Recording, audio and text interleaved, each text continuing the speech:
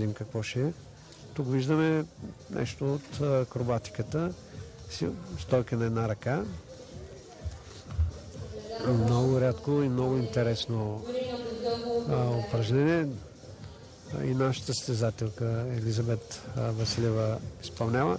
Тук ще има връзка превъртане, задно превъртане, 1/10 бонификация. Това е унгарката, дори на Бочого. Последна в тази група на града, мисля.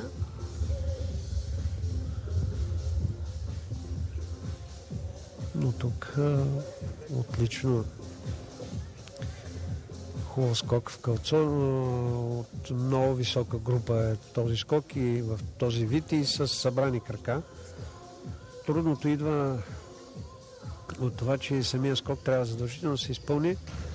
Превъртане от място, отлично. Самия скок в кълцо трябва да се изпълни с отвеждане главата назад и през цялото време траяне. Нищо, че 10 от секундата гимнастичката няма никаква визуална връзка с уреда, не вижда уреда.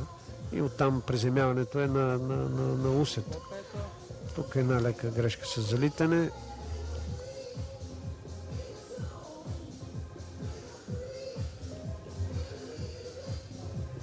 Да видим какъв финал за съчетанието си е подбрала. Ронда 2 свити. Много добра. Достатъчно за нея в днешния ден е да не... Треньорката въпрос е какво ти става, що се преценяваш толкова. Но така ли го разчества? Ами абсолютно. То се вижда, че потенциално е много така стабилна.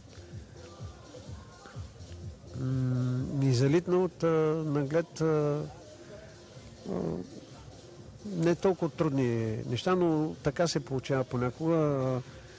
Цялото внимание на гимнастичката е ангажирано с да внимава на трудните серии на така